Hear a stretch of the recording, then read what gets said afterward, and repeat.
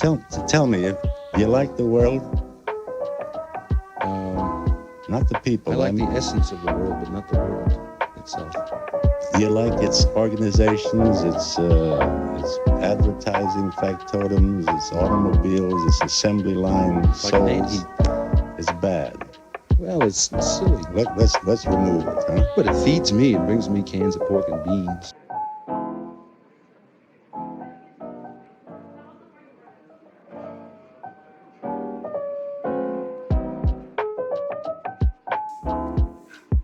Hello, everybody, and welcome to the first episode of the Holy Goof podcast. How you doing today, Spencer? I'm doing great, Josh. Doing great. Excited to record the first podcast, man. I'm excited about it. We've been talking about it for a long time, so it's good to finally be sitting here and doing this recording, getting it done. We're doing it. Yeah, we're doing it. This has been a long road up to this point, but it's finally happening, and I'm excited about it. And it happened way smoother and quicker than I expected it to at the beginning. Things just fell into place, man. Things fell into place. I know. It's really crazy. I mean, for people that aren't aware, this is the podcast companion to the holygoof.com, which is a website that we just created. We've been talking about doing media production for years, and finally with quarantine we have all this extra time. We decided to just go for it. We've got all sorts of stuff up there. We got articles, some clickbaity lists if that's what you're into. We got some great video series. We got all sorts of stuff. Yeah.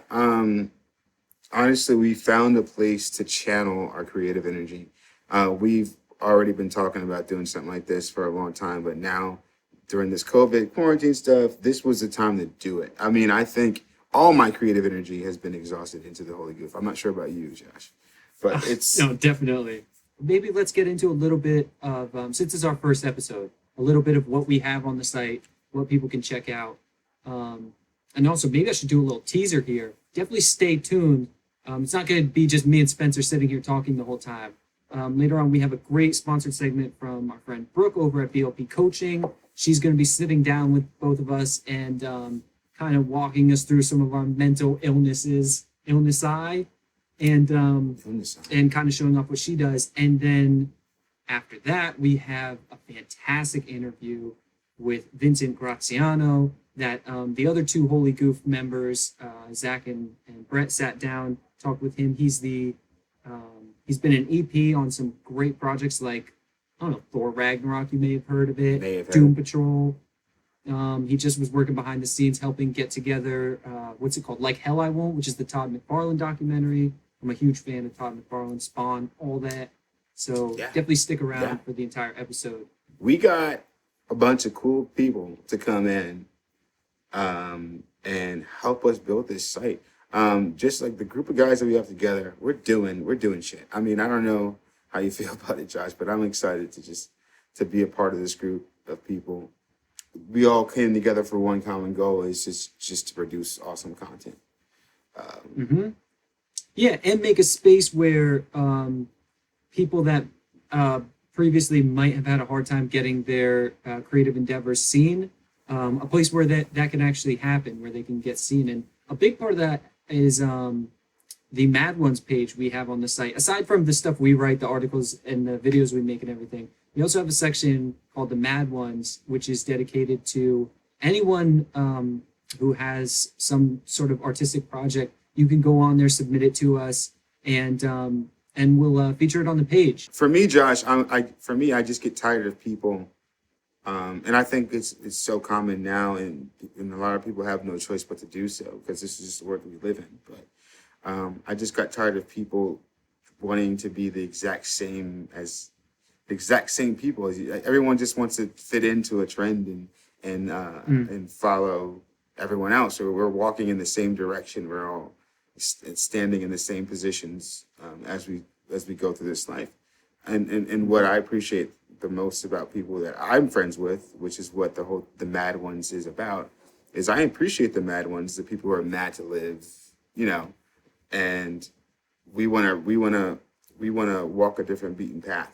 And and your creativity is a signal or a sign to your own direction in life, and you're not walking the same one that everyone else is.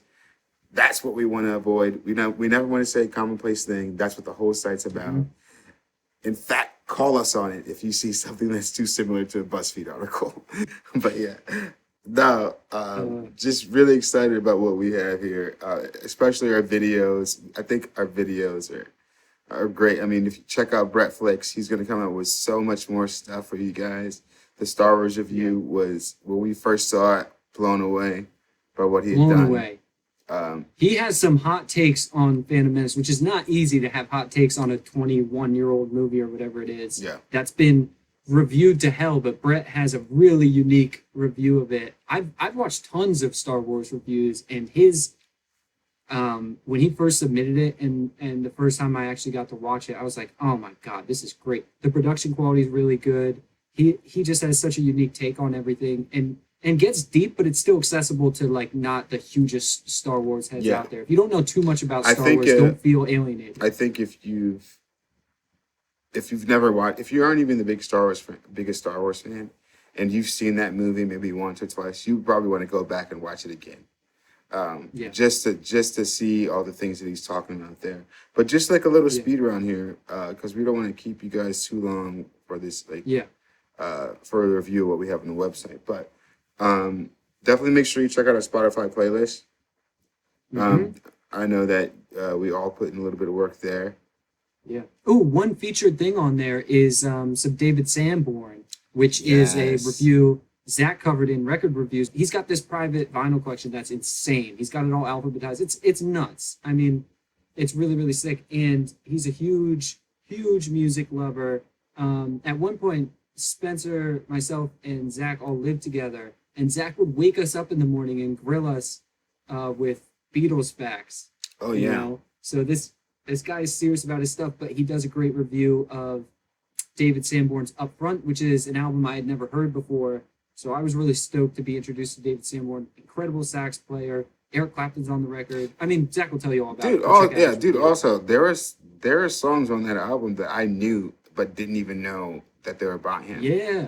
Yep, totally. We have that, and then also make sure to check out Anime for Amateurs, which is me and Josh do that together.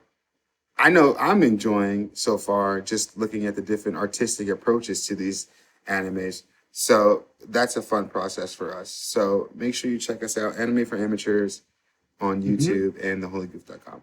Yeah, so I guess we should probably wrap this up, let the people get on to the fun stuff.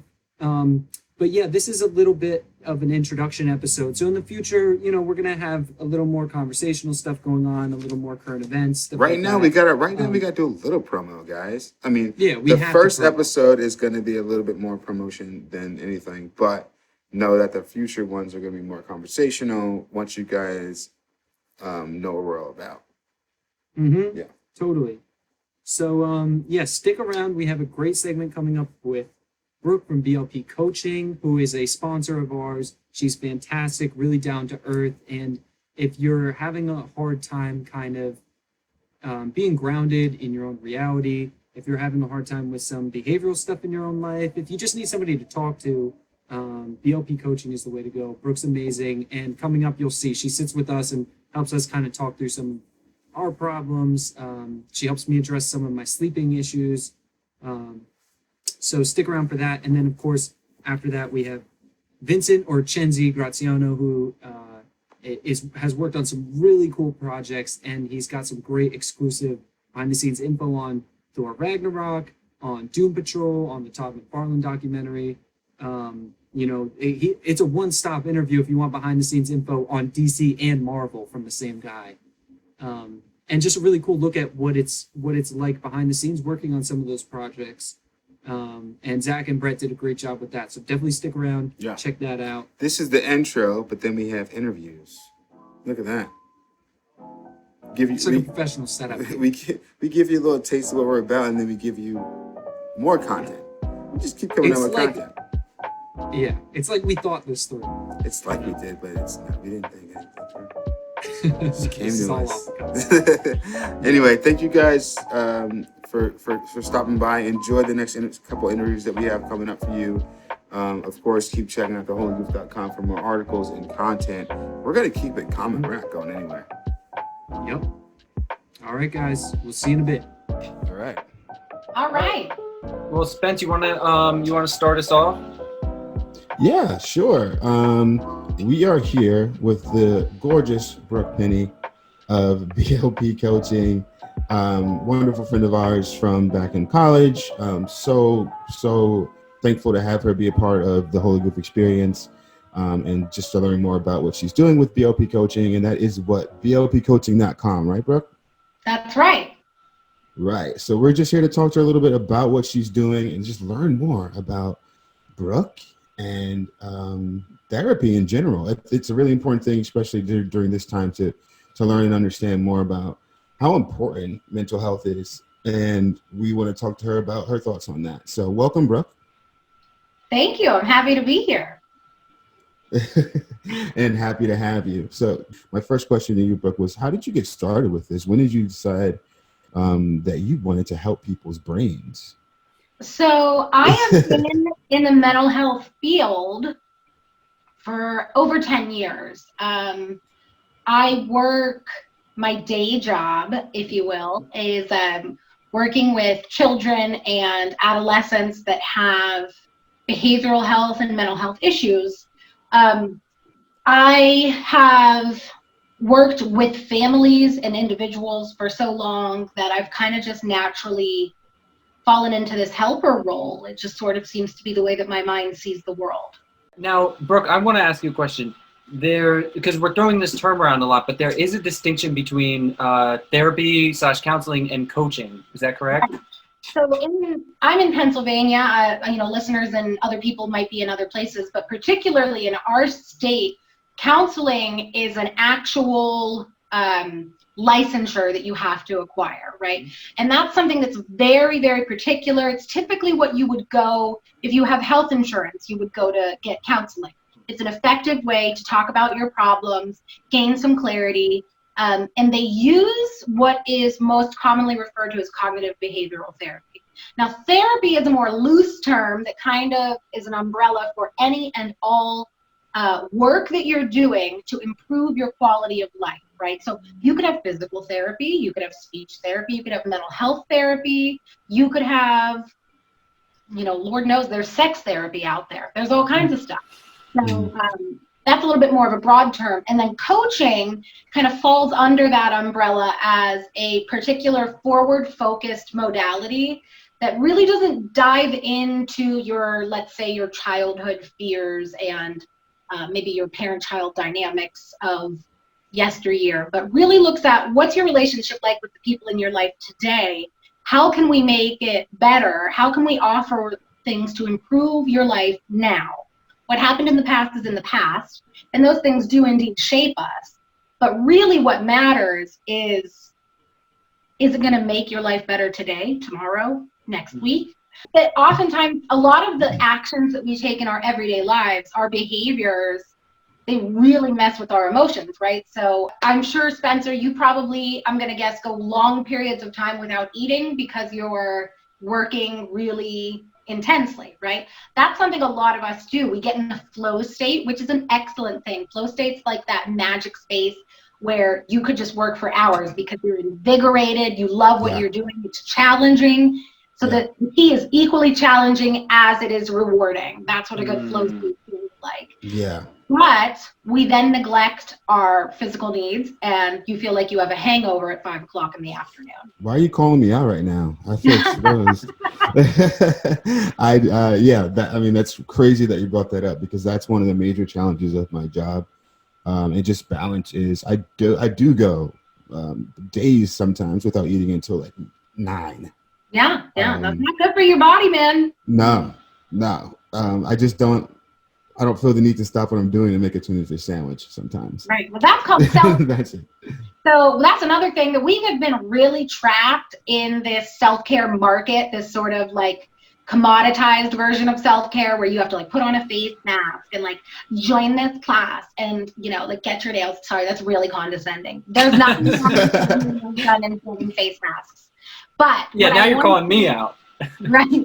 But don't underestimate the simple value of like doing something that makes you feel good, right? Like take a walk, exercise, eat a banana. Those things are all self-care too, you know? Yeah.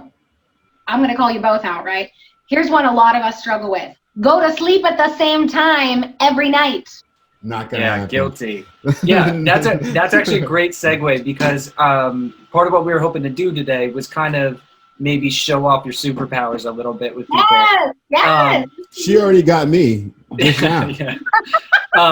So Before we started. that actually is something, Brooke, that I really struggle with. Is I heard this term sleep hygiene a while ago on some other podcast, and also talking about the importance of sleep and how important it is to your health and how many years it could take off your life and all this stuff. And all that did was stress me out more about how poor my sleep habits are.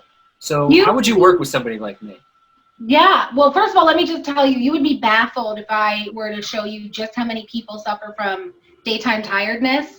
It's an actual clinical diagnosis, right? Of people whose sleep is disturbed, and so their brain functions in a less effective way, right? So they're like in this cloudy state where they're forgetting a lot of things, they're not functioning optimally, and they can't really figure it out. I usually say, look to your first two culprits.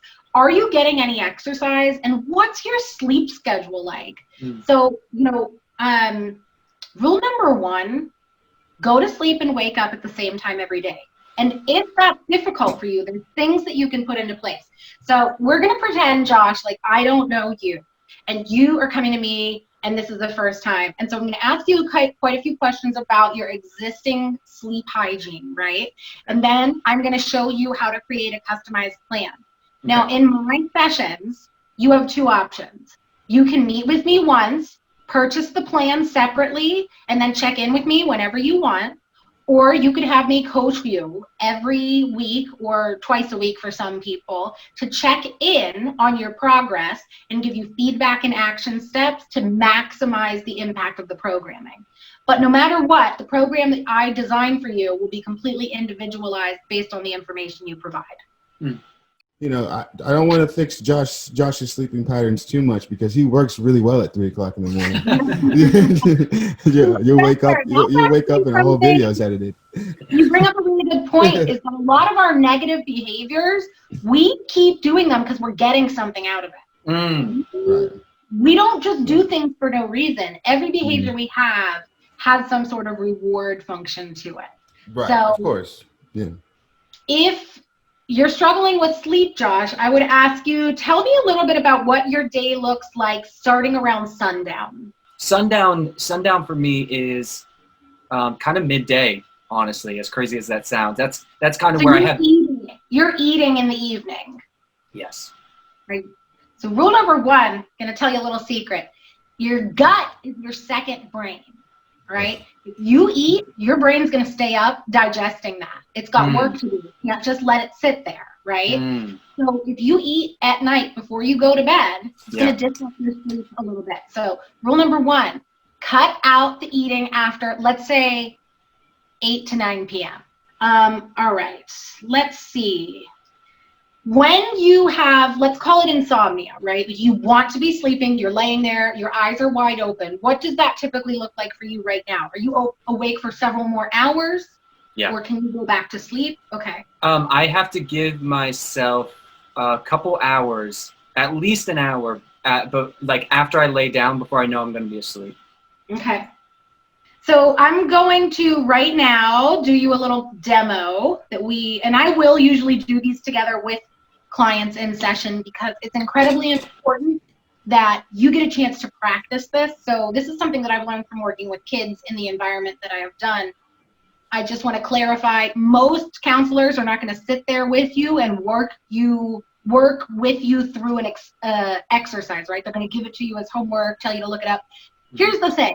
Lead me to it. I don't know what I'm doing, right? Yeah, That's why I'm here to see you. So I am going to assume that you probably need a little bit of guidance in this. So there's just a little thing that I like to do called a body scan. Are you familiar with those right now? A little bit. Okay. So body scan is when you lie down at night, you're going to focus all of your attention on one particular part of your body and just describe the sensations that you're feeling, right? So we're going to do this together. Cool. And you want to get into a really comfortable position. So like maybe if you want to like put your head like this, you want to slouch down, whatever. Yeah, I'm going to slouch a little bit. And I'm going to go right along with you. I'm going to get myself into a nice comfortable position where I feel relaxed. And we're going to count with our nice, deep, slow breaths. In for 4. And exhale for 4. I'm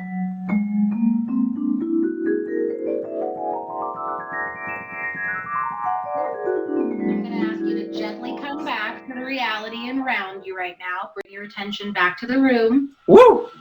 Breath to energize yourself again, right? Yes. And so here's why we do this. Now you have a moment where you can then take an action step of self-care. You've located some pain in your body that very likely is keeping you awake at night, right? The body scans are excellent for when you're lying in bed and you're feeling like, I don't know what's going on. You're tossing and turning, because now you know, okay, maybe here's where the problem is. All right, so then now what I'm going to say is that what we would do after we would kind of wrap that up, and typically I like to take about 45 minutes to an hour to really process things. And but like I said, I don't mess around. I get down to business. Show me where the pain is, right? And let me try to fix it and help you fix it yourself so you don't have to keep coming back to me over and over and over. I want to work myself out of a job with every client. That's the goal. Absolutely. Yeah. And that was a little taste of what that's just Brooke can offer you in BLP coaching. If you want the full meal, you got to go to blpcoaching.com.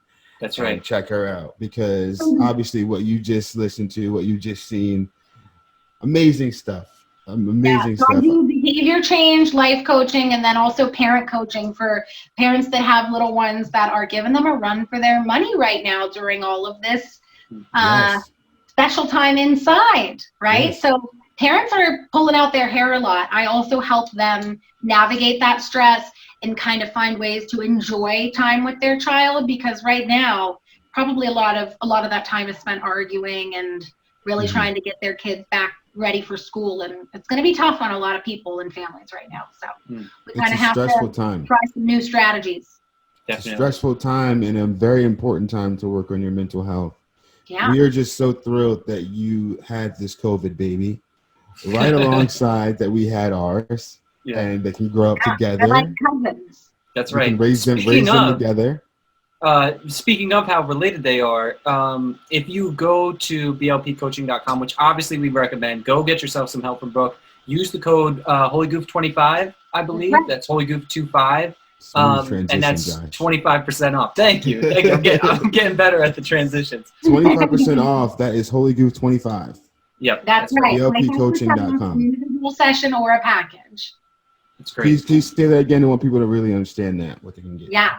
So let me be really clear. I already try to price at the very, very low end of the spectrum, but I understand that it's a big leap when you're looking at a package. So if you don't feel comfortable, I encourage you to try an individual session. $25 off would be a great deal, right? And then if you like that, you can use that code again for your package and get 25% off the package as well. Wow. That's a great deal. Yeah. Brooke, thank you so much. I should mention, come with a little bit extra. You wouldn't just talk. I have a text line for support, and then I also provide all of those programs unlimited for no extra fees. Fantastic. Wonderful. That is blpcoaching.com, folks. Holy Goof 25 is that promo code. Check her out. Wonderful, wonderful friend, even better person. Thanks. Thank you so much for joining us here. Thank you for having me. This was awesome. Yeah, maybe we'll have you back on, check in, and maybe we could touch back on how some of these things have helped me out. No, that would be great. I'd love to hear about your progress. Yeah, I guess it's my turn next time. Yeah. I'm very nervous. Nice. Well, thank you again, Brooke, for coming on. We appreciate you so much. Thank you. Good night. All right. Good night, Brooke.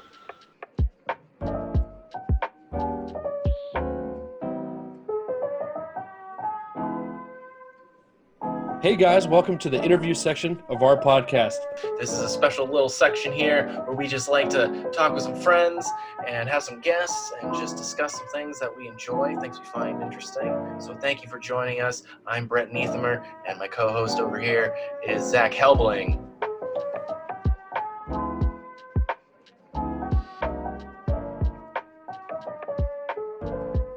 All right, so here we have our first guest. This is my buddy Chenzi Graziano, Vincent Graziano for the educated. He is a good friend of mine from college. We both went to Regent University. Shout out to P-Rob. And we grew up there. Not really grew up. We just kind of went to classes together. And each of us moved around I went to Austin, Texas. Chenzi went to Atlanta, Georgia. He married a good friend of mine. It's been so long though, Chenzi. Like we had some great times in college, and now here we are, and you're a friggin' producer, and you're working on Doom Patrol and all these amazing documentaries and all this. Like, this is amazing. This is so cool. I'm just, the hustle's real. Oh, I bet, man. Yeah. That's so great. So, I mean, like, how long? Well, I'm sorry. Let's have Zach. Why don't you ask the first question there, Zach? Yeah, that's fine. We just wanted to know how long you've been working in the business as far as like producing movies, shows, things like that. I'd say about 5 years of actually like working in the business on like all the known Hollywood stuff down in Atlanta here.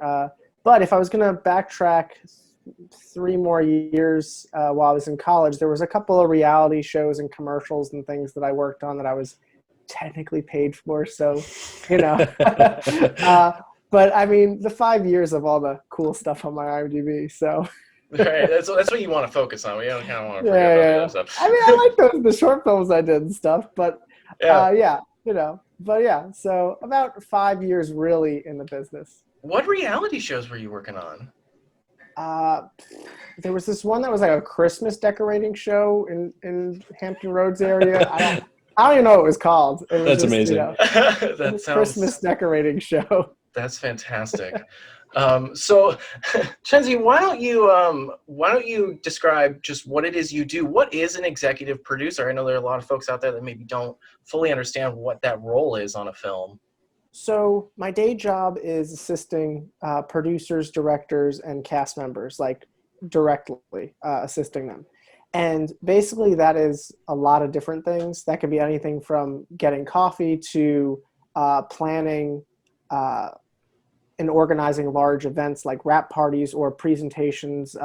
Like when we were doing Doom Patrol, the first episode we had to put together this lookbook to pitch to the studio. Even though they already greenlit the show, they wanted kind of this big slideshow document that essentially presented the mood and the tone and every aspect of what Doom Patrol was going to be.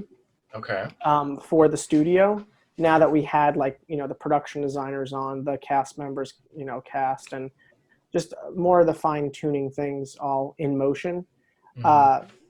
And then in terms of executive produce, so basically I've been producing different short films, music videos,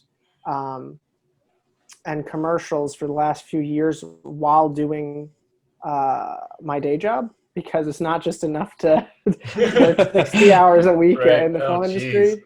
But basically, but now most recently, the documentary just came out, which aired on TV, which was great. And so producing that was crazy because we didn't have much budget. So I had to do a lot of different things, and I'm sure we'll get into that later with the questions you have on the doc. Yeah, that sounds exciting. But yeah, so that's sort of, yeah. Nice. Awesome. That's cool. We're going to break up some of the more serious questions, and I just wanted to know if you were more of a DC or Marvel guy growing up. It's tricky because I love the MCU movies. Doesn't mean DC doesn't have a couple of gems. I was just watching V for Vendetta the other day, rewatching that. But I really loved collecting the Death of Superman comics growing up. I think it was when they introduced each Superman, they had like a special slip sleeve cover in like a slip sleeve bag. And I remember seeing that on a shelf when I was very young, and I was like, what's this? And I got it. And I just started trying to collect those. So in terms of actually like collecting comics, I was like a DC guy, but I always loved watching like on Fox Kids, like Spider-Man and the X-Men. Oh So yeah.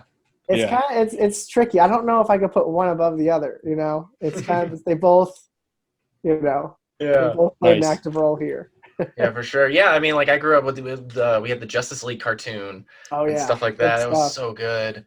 But then, yeah, the movies, it's just kind of it's an interesting give and take, you know, between the two franchises. Yeah, they're not just the movies, you know what I mean? Like, there's so much other stuff behind them both. For sure. But speaking of Marvel, though, you did work on Thor Ragnarok. Is that correct?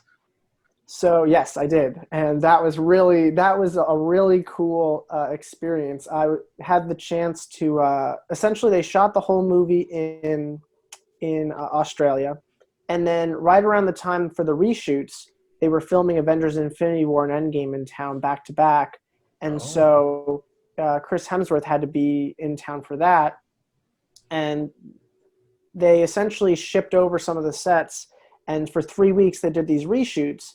And I was called in because Taika needed an Atlanta-based assistant.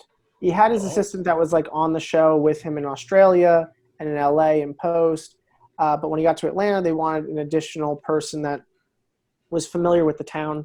Mm-hmm. And so I got to work directly with him. That's so much fun. Taika is like the coolest guy ever. Like everything you see about him everywhere, totally true. Does he fall asleep on set all the time? Yes. Does he always wear ridiculous clothes that are so much fun? Yes. You know, is he just a really nice guy? Yes. You know, some people, it's like they have one persona one place, and then people work with them like, oh yeah, they're an asshole. No, Taika is awesome. Nice. Yeah, definitely one of the highlights of my years here in Atlanta. That's so awesome. Cool. It is really cool. So I was taking a look at your IMDb page, and it looks like, as your filmography and like things you've worked on stands now, it's a lot of like comic book based things and stuff like that. Was that like something you planned, or is that just kind of how it worked out? It's not really how I planned it at all, but I remember, it kind of just happened. But when I was a senior in high school, the Avengers came out, and my last 2 years of high school, 11th and 12th grade, I grew up in Long Island, New York. And so I'd go with all my buddies to the AMC, and that's when they were still doing midnight premieres. So I think now it's like they do 7 p.m., 8 p.m. Yeah, it's weird. Who knows what they do anymore?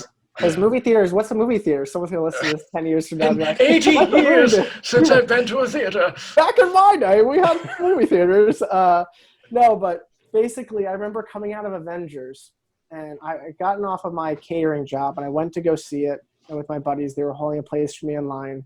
And I remember just the explosion of energy that was in that room while it was happening. And then afterwards walking out the theater, and I was like, man, I knew I was going to go to film school the next year. And I was like, I got to work for those guys one day. And then sure enough, like, you know, getting the chance, I worked on Black Panther for a few weeks, and then getting to work on Thor, you know, and when I saw Thor, my name was in the credits on that because I was staffed on it. And I was just like, it was just such a cool, like, little tie back feeling to, like, you know, senior high schooler Chenzi, and being like, I did that thing I said I wanted to do. Like, that's awesome. So great. That's awesome. Yeah. That's cool. So recently, Sci-Fi Channel just aired a documentary about Todd McFarlane. It's called Todd McFarlane, Like Hell I Won't. I'm getting that right, correct? Yes. Okay, good. Just want to make sure. And I mean, it was fantastic. I loved it. I've enjoyed Spawn. A good friend of mine back when we were kids got me into Spawn, and he was obsessed with it. And we watched the HBO show, and it was so intense, and like it was one of those like secret things, you know, that like my parents didn't know that I watched this adult show kind of thing. But it was a cartoon, but it was like violent, and they swore in it and stuff, and it was so great. And I remember the movie and everything, which, I mean, Parts haven't aged too well. Other parts have. Other parts It's have. not the greatest. It's a product of the time. Product of the time. Absolutely. I think the acting is all great. John Leguizamo is wonderful, and yeah, everyone involved. Anyways, so then they did this documentary chronicling the 300th issue of Spawn, which is a massive achievement. So how exactly did you get involved in that? So, there's never ever. People always say there's never one way to make it in showbiz. It's so true. I have a really good friend of mine who he assists exclusively the top actors in town. Like he worked on Endgame, he worked on Infinity War, he's working on the new Loki show now, or whenever that comes back. But yeah, so my buddy David, who directed the film, him and I are both lovers of film and television, and basically, he had the opportunity to pitch on this website called Tongle. They have a bunch of brands that they work with, and Tongle's like a platform that you're able to pitch for different projects. And so he pitched. He didn't know it was for Todd McFarlane, but he pitched. He likes this series a lot called Chef's Table on Netflix. Okay. Yeah. And he thought it'd be really cool to showcase a comic book creator that way. And then when he found out that it was on Todd McFarlane, he was like, "Oh, cool!" And he put his pitch together. He was telling me about this for months. And I was like, that's really cool, man. But, I jump show to show. I'm always super busy, either have my hands in a show and a personal project, like at all times. So, I was like, this is cool, man. And it'd be great to work with you. But, I wouldn't hold your breath. I don't know. I just finished producing a short film for him. And, which we had the actor who plays the teacher in Stranger Things star in it, Randy Haynes. Nice. Yeah, that's great. Super cool guy, and did a great job on that short. But basically, I was like, dude, it'll be great, but I don't know if I'll be available. So I never really. I helped him with some of the earlier pitch stuff, like throwing some budgets together and just having some, creative, fun conversations about it. But I didn't think I'd actually get to be a part of it, just because of scheduling. And it took them months to get the deal between Sci-Fi and Tongle together, because originally it was like a YouTube project, then it was going to be on TV, and then that took time for them to renegotiate the deal and whatnot. So he calls me 5 days before Comic-Con last year. I had just started a new, I was assisting a director on an independent feature. It was in between both seasons of Doom Patrol. And he was like, dude, I'm going to Comic-Con. You coming? And I said, oh, you got the project. He's like, not exactly. What do you mean? They haven't greenlit it yet, but they need footage of Comic-Con. So they're sending me, and I have to lay out some of my money. I said, okay, hold on a second. Get me on the phone with them. And I was like, you're going to make my buddy lay out money. And I immediately turned into his pseudo agent. Oh, snap. I was like, I want that in writing. Because I knew I knew that if that came in writing, that this was actually serious, and I was going to quit this job that I just started to go to Comic-Con with him, with no guarantee that the documentary would actually happen after that, because, the deal could have fallen apart, or it could have gotten delayed longer. Right. I'm not talking to all the people. I don't know what's actually happening. So they get that in writing. I say, all right, let's do it. And I have 5 days to put together 2 camera teams and hire a bunch of my friends. One of them came out for free and paid his own way, and we got him to Comic-Con. Wow. It was really cool. None of us had ever been before either. I took one of my friends from film school, Richard, who was the DP of the doc, and it was Comic-Con. I mean, have you guys been to San Diego Comic-Con? I have not. No. I've been to the Greater Austin Comic-Con, but that's well, about it. It is super cool, and hopefully we get to have one next year. I really wanted to go back this year. I was like, oh, now I have this credit under my belt. Someone's going to need something filmed, and I can use that to get back there, use my producing powers for good here and get back to Comic-Con. And then, of course, COVID. So Right. Didn't happen. But yeah, that's how I became involved on the doc. Cool. So involved in it, we get that story. So what was your actual role on it? So I was the boots on the ground producer. Okay. There were a couple of producers. I think we had 2 from the Sci-Fi end. We had 1 or 2 from the Tongle end. And these guys were kind of the people at the top who were saying, let's see some outlines, let's see some footage, approval. But in terms of actually logistically coordinating the physical production of it, because we had no prep. So while production was happening, it was like we were at Comic-Con, then we were back for like 5 or 6 days. And I had that time to then prep a 2-week trip to McFarlane HQ in Arizona, which was super fun. Literally comic books, action figures everywhere. Became friends with Todd's like inner circle of people who all like, you know, work at McFarlane. Super awesome people. Shannon, Carmen, like if they're watching this or listening, like you guys rock.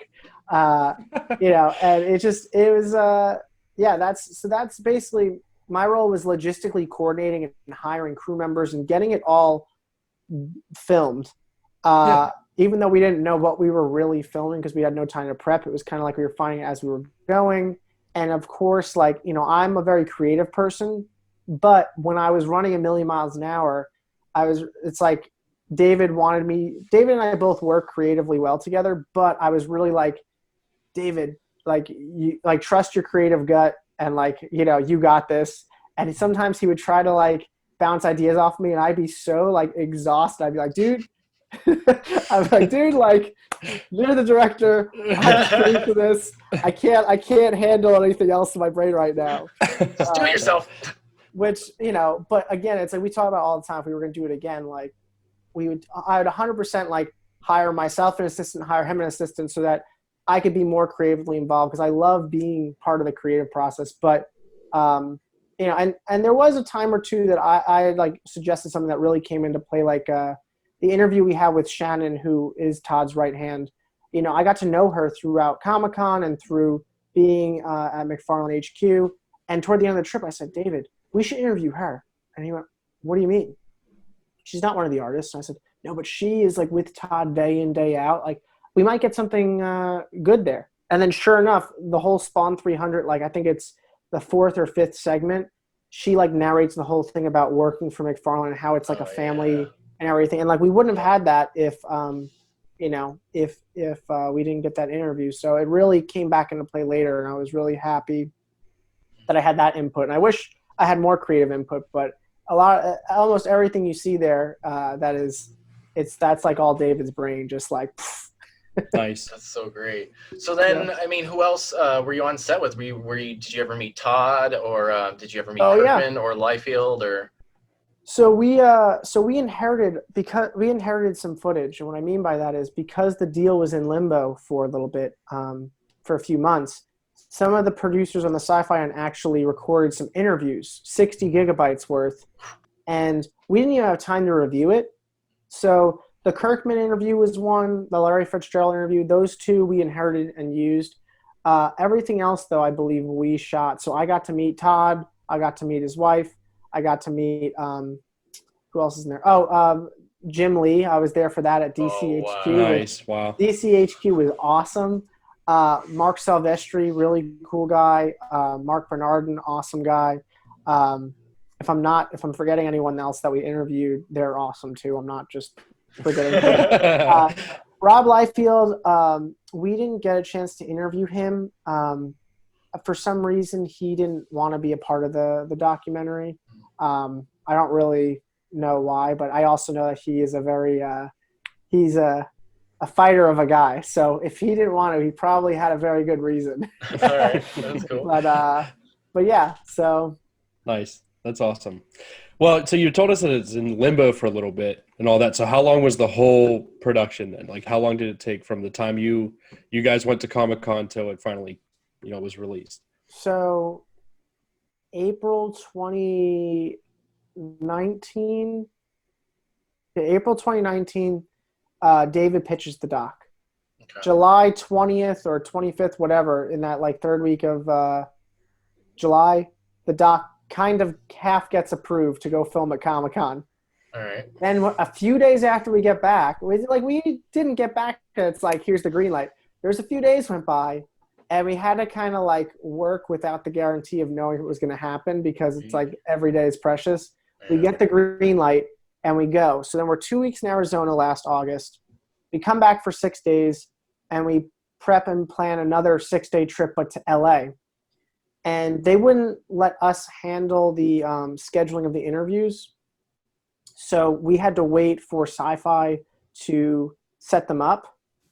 And technically I could have like gone around them, and because of all the connections I was building up working on the doc, to schedule them. But I really, obviously it's about doing things the right way. So I let them schedule them, but I had to plan a trip to LA and hire a crew and fly them out there without knowing what we were actually going to be filming, which for me was like, I hate spending money, and I like pinch every penny. Yeah. And so I literally had to call my friends and say, listen, I'm going to take you to LA. We're not going to work every day, and you will get flown out there. You'll get put up, you'll get food stipend, and you'll be paid for whatever days you work. That could be all 6 days. That could be 1 day. Oh man. And I have some good friends, so they agreed to that. And we went out there. It was fun. It was great too, because that's when the Doom Patrol season 2 writers room got opened up again. And nice. I went to go visit them on one of my days off, and that was fun, just seeing them, because it had been a few months. And I saw them all at Comic-Con a month earlier, which was fun too. They're like, Chenzi, what are you doing here? I'm like, I'm filming a documentary. They're like, that's awesome. So it's always fun to see my Doom Patrol friends. But yeah, so after that, we got back and post started. They wanted this whole thing done and airing by like Christmas time. But we knew that was like very unrealistic of a timetable, because we didn't even have like the whole thing mapped out yet, like story wise, because we had no prep time. And David, he knew like the big moments that we captured, like Todd crying, or just certain things with Comic-Con and whatnot. So David knew like, okay, here's some big key plot points, but in terms of stitching them all together, we captured over 100 hours of footage with no time to review any of it. So first off, it took a week just to download everything and back everything up, like before we even started editing. And at that point, I was only brought on and budgeted to work just physical production. So like we had the toy shots set up in the Donatello studio that we were doing, and then I was back at Doom Patrol, and I was going to be done. And there was about 2 days that went by, and David went, listen, I saw the email start coming in, and he said, dude, can you look at the budget, and can we keep you on just to be like the barrier between me and the emails, because I need to focus on post.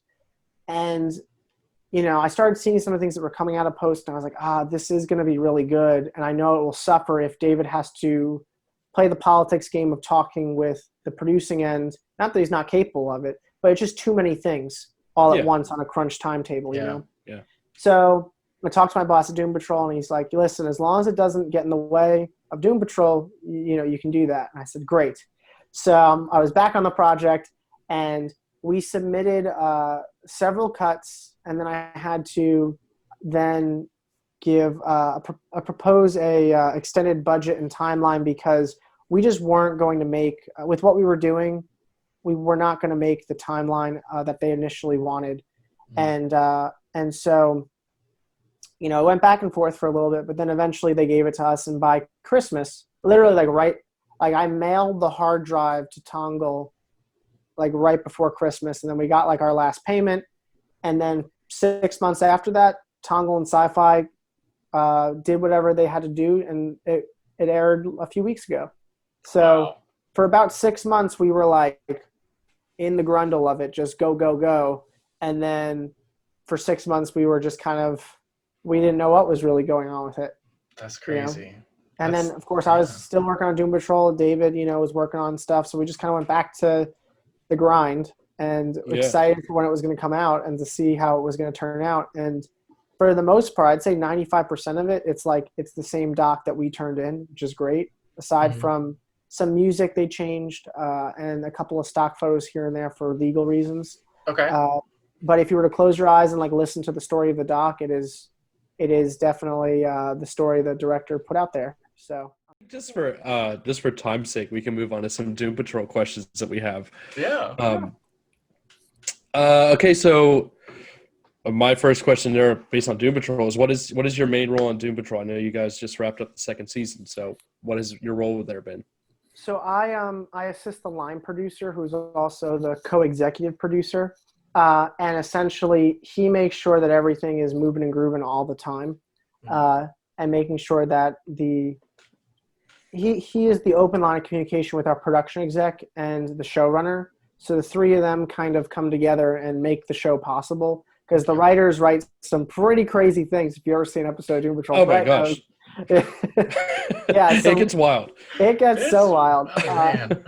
I can't even tell. I mean, and it's funny because there's even wilder like shit that nobody like that didn't even make it to the screen just because of budget and time. You know what I mean? Like, and the writers make up for it. They're like, oh, we didn't get that in that episode. Well, we're gonna have butts destroying the whole compound in this episode. You know? It's just it's funny. So yeah, I assist him, and he's got his hands in everything, which means I have my hands in everything, which is great. He's a very supportive guy. His name's Gideon Amir. He actually wrote and produced this cult classic called American Ninja. I don't know if you guys have heard of that movie. I have heard of that. I haven't seen it, but I've definitely heard of that before. Yeah, I think it's on Prime streaming. You'll have fun with it. It's a fun B movie, like action craziness. But he did Carnival Row season 1. He's done so he's done a lot of really cool stuff. He was with Canon Films. He did like a bunch of their movies of the week back in the day, and so but he's a really great supportive guy, and he knows that my passion's producing, and he always is like giving me tips and tricks, and it's really, I mean, that job is great. And I couldn't have done the doc without the creative thinking, because we were always behind the 8 ball budgetarily, schedule wise, and like if I hadn't worked on Doom Patrol, which is a very labor intensive hard show to work on, I couldn't have pulled off the doc at all. Wow. Nice. Yeah. So how long have you been on Doom Patrol? Were you there from like the very beginning? Did they bring you in partway through? Like, I'm just curious. I was the 7th hire.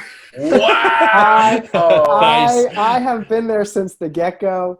Not many people can say that. Not a lot of people survived past the pilot because it was a very crazy, crazy time. And also, as supportive and great as my boss is, he also doesn't settle for anything less than perfection. And so if you're not moving quite his tempo, better watch out. Man, so your name is etched in the foundations of that show. That's crazy. I've seen every draft of every script, and it's pretty great. And that's pretty cool because it's a badge of honor that not many people still on the show have. And who knows, with COVID and everything, we don't know yet if there's going to be a 3rd season. But if there is, shows are starting back up around town here slowly but surely. And I know I'm holding out for it, but I don't know, people have to pay their bills, so we might not have the same crew again. And usually when there's a break in seasons, you don't normally always get the same crew back, which is a shame because there's a lot of really talented people that are the only reason that show is pulled off the way it is.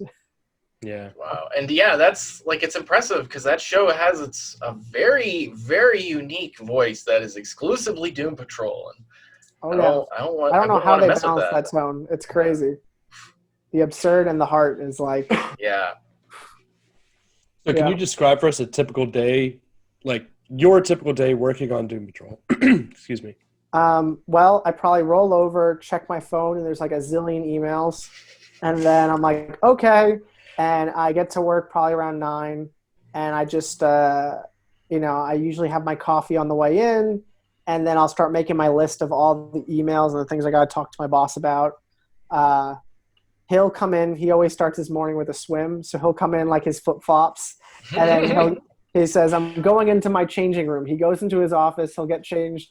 And then I'll bring the notebook and he'll say, okay, what's happening? And I said, okay, this is happening. This email. And I'll say, and then he'll talk about things that came into his email. And I'll just start making the list. And I always have my notebook on me. Anyone that works on Doom Patrol, they'll always go, oh, there's Chenzi with his notebook. I'm always just making lists and crossing things off. And so from there, it's just like it's about getting the list done. And, of course, I have my Warner documents, paperwork I got to do or things for them.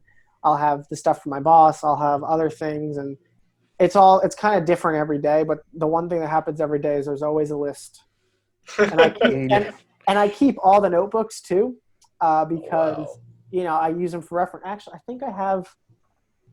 they're all right here, actually. So it's like this is everything Doom Patrol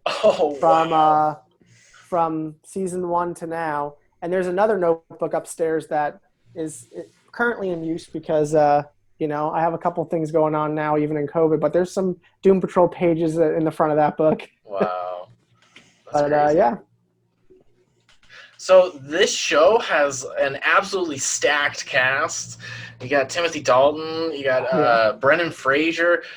Alan Tudyk is in season 1. Mark Sheppard making his little cameos here and there. He has a bigger role in season 2. Like, what is that like? What are these people like? Have you met all of them, or? I've met all of them, and they're all super cool.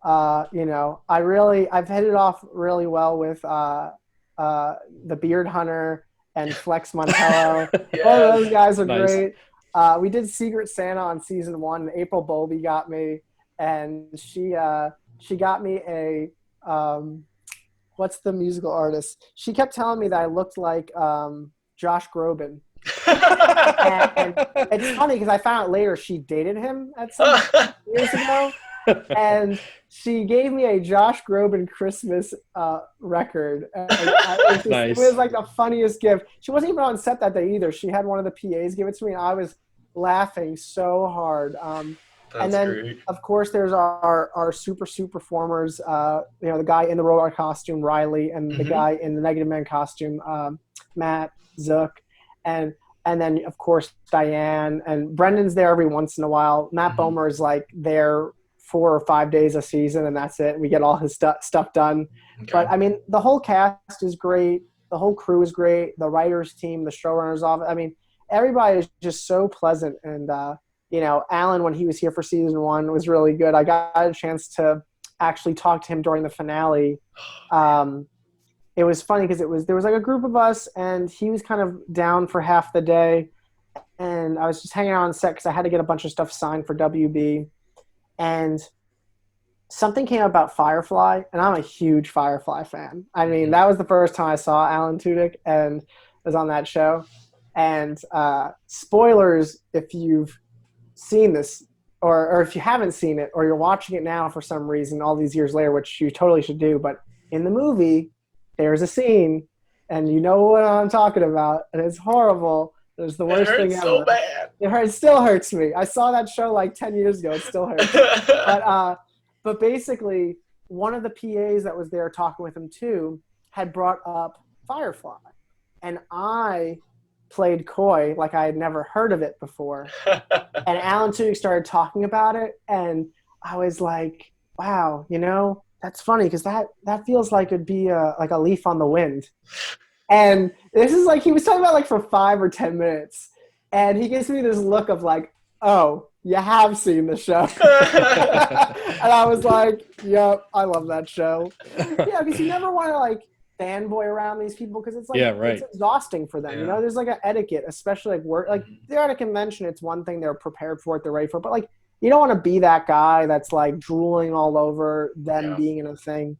Because I've had a chance to meet a lot of really cool people, and it's like they're people. They want to be treated like people, you know, like of course, you know, they make way more money than all of us, and their face is plastered on like billboards everywhere. But you know, I just think like if I was an actor or someone that was known like that, like I wouldn't want to be drooled on like when I'm just literally sitting in a chair ready to do my job like in an hour or two. Yeah. So you know, it's about finding that etiquette and you know, respecting the performer. So yeah, for sure. Absolutely. I know when Brett and I were preparing for this interview, we talked about our favorite things in the show, and we both kind of agreed that our favorite thing about Doom Patrol is that it can take things like trauma and gender and things like that, but portray them in like a really zany, strange way. Oh yeah. Through the character development and things like that. So we were wondering what your favorite element of Doom Patrol is. I think my favorite element of Doom Patrol is how it balances the zaniness of an absurdity of whatever the writers think of and the heart of what it means to be a human.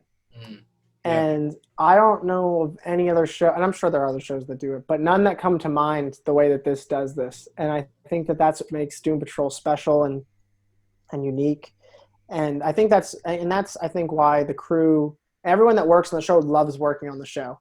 And I'm so happy it's on HBO Max now that it has a broader audience, because we kind of slaved away for a year at season 1, and it was trapped on DC Universe, which has a way smaller audience compared to some of these other streaming services. Yeah. And so now that it HBO Max came out and then season 1 dropped, and I started seeing the chatter online, and I was like, oh, people are watching it. And then season 2 came out, and then even more.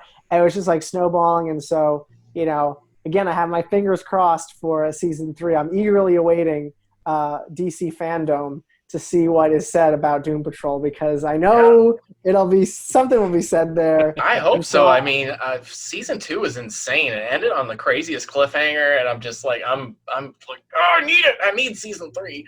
It's so good. Well, I know what happens after that cliffhanger, because we were supposed to have one more episode. That's right. Half of it. All right. But I'm also curious too. Like, if we do come back, like, what's going to happen? Like, are they going to keep that script, or would that script turn into like season 3, episode 1, or like is that going to is what I currently know going to change? And that's exciting, because I'm a fan of the show, and it's like I don't have the answers. Cool. Even though I work on it, and it's fun. Yeah, because I was actually thinking about that, because it's been a long time since TV shows have done like a straight cliffhanger in between seasons. Because I know Walking Dead tries to do that kind of stuff, but they also at the same time do have a certain amount of finality to it. And to end on such a we got no shut conclusion down because of COVID 3 days early. So we had 3 days left of filming the season 2, episode 10, and we didn't get to that. So it was interesting, because I didn't know what was going to happen. I was like, are they going to make episode 9 longer and tack on some of the stuff we did film? Right. Or are they going to release a shorter episode, or just what they did, which was just release episode 9 and call it the finale? And so it'll be interesting to see what happens. Hopefully something happens and we're able to get some sort of closure, because I'd be very disappointed as a fan, as someone that works on the show, if that was it. Right. But so then only time will tell. Yeah. So what's your favorite episode then? Favorite episode. It's like,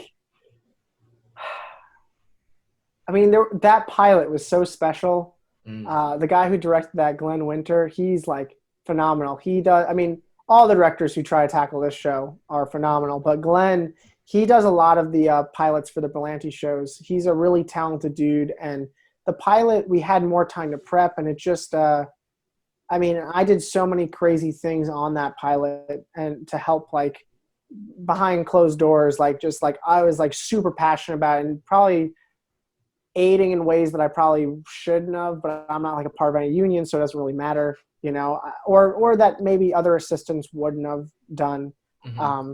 But I think between the pilot, the Danny the Street episode 8 of season 1 is really freaking cool and special really too. good. The whole cabaret, the whole strip. Yeah, that was a cool one. I loved what Negative Man went through in that episode too.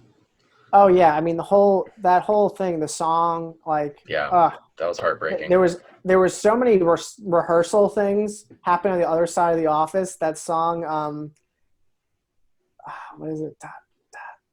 I just remember the beat, because the dancers were rehearsing. It was like a Carly Rae Jepsen song or whatever. I'm not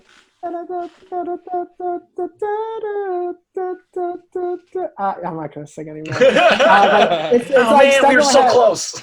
Oh, Bennett, the AD on that is gonna kill me, because I can't remember that. He's like, it's that song, Chauncey, it's that song. Oh, Cut to the Feeling. It's Cut to the Feeling. That's the song. Oh, right. There it is. Yep.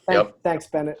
But basically, that song is glued in my head, because they were rehearsing it for 3 weeks on the other side of the wall from my office. So I have to say, if I have to separate it by season, I'll say the pilot, so episode 1, closely followed by Day in the Street episode. Right. Season 2, the Time Patrol, the one with the disco villain. That's a great one. That was really one. cool. That was really cool. Originally, we were trying to do. They had it scripted to be Xanadu. They wanted to redo the whole sequence from that, but I think budgetarily we couldn't get the song because of all the other money that was being spent everywhere else. Yeah. But I mean, but still, the way it came out is super fun, and it was great being on set that day too, because we built that on stage and all the crazy lights. Jeff and his guys did all those crazy lights, and the guy who was in the Dr. Time suit is I'm blanking on his name, but he is one of the kids in the OA, which I love that show. Yeah, and so it was cool. I got to like go to crew lunch and talk to him about the OA, and it was great. It was like Nice. show me the moves, and I was like, Nice. they're gonna do another season, right? They can't just cancel it. He's like, no, man, it actually is canceled. And I was like, no. Ah. He's like, I know, I'm so sad about it. I was like, I know, it's horrible. But, So yeah. I haven't seen season 2 yet, but I'm still going to ask this question because Brett was telling me all about it. He said, It's all out now, so check it. I know. It's all I'm Yeah. just behind. I'm just On behind. HBO Max. So what was it like doing all the imaginary friends in season 2, particularly in the finale? It's funny because you say in the finale, and it's like that was episode 9. Right. Not really the finale in my brain. Okay, so So- the finale that everybody else saw.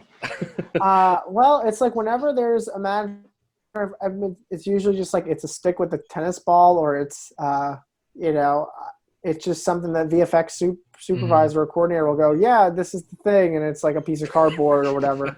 So I don't really know because I visit set, which is fun, but a lot of my job is the office. Okay. So I'll Yeah. see some stuff. I'll get to snag some pictures, which I post on Twitter every once in a while. But I don't really. Yeah, I guess they were as imaginary as imaginary could be. No, that's cool. All right, so we're that's all the questions we have for Doom Patrol. So we're gonna move on to our lightning round nerd questions. Yes. So basically, you're gonna try to answer these in under 5 seconds. It's just I'm the not a first thing that nerd comes at all, so No, not going to at happen. all. Not at all. All right, so number 1, who would you rather save, Princess Peach or Princess Zelda? Peach, Okay, Sony, Microsoft, or Nintendo? Nintendo, Bulbasaur, Charmander, or Squirtle? Charmander. Do you evolve Pikachu? No. Why Of would course you do not. that? Of course not. Who's your go-to Mario Kart character? Toad. Always Toad. And Nice. finally, Halo or Call of Duty? Halo. Ooh, I'm a Call Man of Duty after my person. own heart. That's right. It's like Call of Duty just has more nostalgia for me. I literally would spend like every summer playing with my best buddy back home, Nick. We like one summer was Halo 1, one summer was Halo 2, and then Halo 3 came out because I didn't have an Xbox, but he did. Yeah. And he would always kill me in Halo. Literally the only thing I could do was I'd get a sticky grenade, and I got really good at sticking him. But then I'd be so close to him that we both die. So that was my skill. That was my strategy. The suicide run. The suicide run. Take it away. Nice. Oh man, that's awesome! I'm so glad we got to do this, and you were able to come on here. How is real quick? I saw Dan Rayner in the credits for the Todd McFarlane. How is he? Oh, he's good, man. Yeah. For those who don't know, Dan is my best friend from college, and of course, anytime I do a project, he's always like one of my first calls. I go, Dan, I'm doing this thing.